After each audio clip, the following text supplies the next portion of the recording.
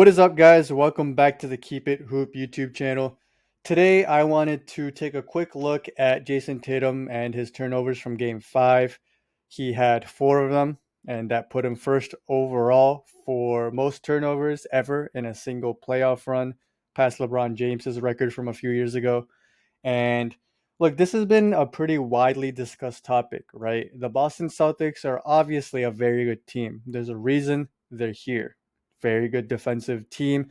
They have a few guys who can give you 30, 40 points on any given night.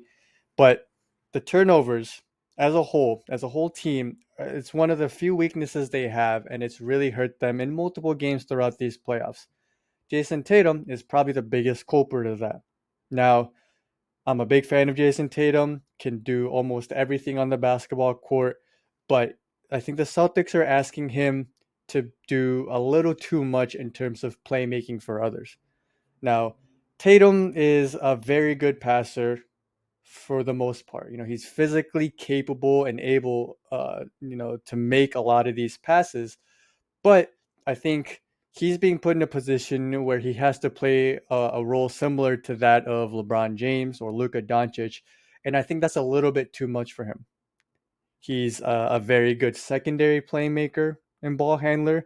So I think, if the Celtics were able to go next season or in the offseason, get a guy to fill that role, it would allow Tatum and Brown to do what they do best, which is put the ball in the basket, score, right? And then you allow them to be secondary playmakers where they're both very good at that as well.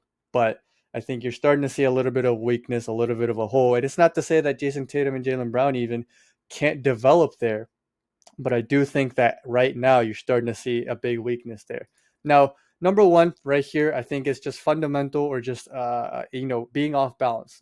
Tatum has said over and over that he wants to play a bit more on balance, right? Play off of 2 feet more. This is game 5, beginning of the game, right? You want to get off to a good start. And he actually does a nice job of getting past his initial defender, something he does very often, right? He's able to beat his initial defender most times, more times than not. And right here, you can see that he's drawing the attention of 1, 2, 3, 4 Warriors defenders. And what that does is then it leaves open Jaylen Brown, other corner. You have Al Horford up top, and then Marcus Smart. So Jayson Tatum, effectively by being able to beat his man off the dribble pretty easily, has now created 3 open opportunities for his teammates. But instead of getting off maybe a very accurate bounce pass or a chest pass coming off of something like a hop step, something Chris Paul would probably do, goes off of 1 foot here, goes across his body, turns it over, really bad pass. Now this turnover right here, again, I think it just kind of shows his inexperience. They're already down 12. You have to start getting good looks at the basket to crawl back in a very important, must-win game 5 on the road in Golden State.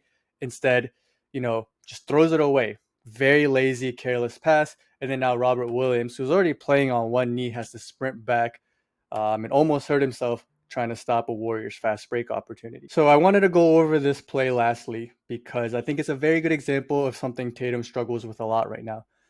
Jeff Van Gundy has repeatedly talked about how a lot of times Tatum is making the right reads, but he's doing so a second or two too late. Now, Steph Curry is guarding Tatum right here, and Tatum does the smart thing by posting him up and attacking him, which he absolutely needs to do because you can't let Curry guard you one-on-one if you're Jayson Tatum. So he attacks that, and because he's doing that, he then forces Andrew Wiggins to help, and then again, very, very good offense for the most part, right? Marcus Smart's here, Jaylen Brown's here, and then now you have 2 wide open shots, and then you force Draymond Green to have to make a tough decision and staying with Smart, who isn't a great shooter but can knock down the open shot, and staying with Jaylen Brown, who's also a very capable shooter, right? Again, good offense for the Celtics for the most part. Now, if you're the Warriors, or you say maybe Draymond Green ends up staying here, Jaylen Brown can either cut or stay out here. And if that's the case, then Klay Thompson is then put in a difficult decision where he has to guard 2 guys. Again, good offense for the Celtics. This possession, if played correctly, should end in a good shot for the Celtics. But Tatum holds the ball a little bit too long. He tries to do a little too much, spins into a double team, and then coughs it up, leading to another fast break opportunity for the Warriors. So I think, again, these are pretty simple things to fix. It's playing off of 2 feet more, just being a little bit more deliberate and being a little bit more fundamental, maybe using hop steps more, being stronger with the ball. Some of it is focus. Again, that second turnover, a little too careless. And then lastly, again, I think he'll get better with this as he just gains more experience and continues to get older. But again, he's holding onto the ball a little too long, trying to do a little too much. And I don't know if it's because he's trying to score or if he's just not making the reads on time. But I think if he does fix those things, Tatum can improve as a playmaker and lower those turnover numbers. But regardless, I think overall, you are seeing that while the Celtics have guys like Tatum, Brown, Horford, Smart, all guys who are very capable playmakers at times, and oftentimes good secondary or tertiary ball handlers or playmakers, they're missing that one facilitator, one playmaker to allow everybody else to just kind of have an easier time, which is why you're seeing sometimes the Celtics have really good offenses, and then sometimes it's a mess. Nobody's getting them into the right spots. They get, sometimes they get hurried up and then they cough the ball up. Sometimes it takes them forever to get into their offense. So I think regardless of what happens in this series, if they could address that, they'll go from, again, a very good team who's already in the finals to an elite team. But yeah, that'll be it for today. Hope you guys enjoyed this video. Please remember to like, subscribe, share, and comment. Follow us on Twitter. We're always engaging in conversations. We'll be tweeting throughout these finals during the games and whatnot. And yeah, we'll see you guys again soon. Peace.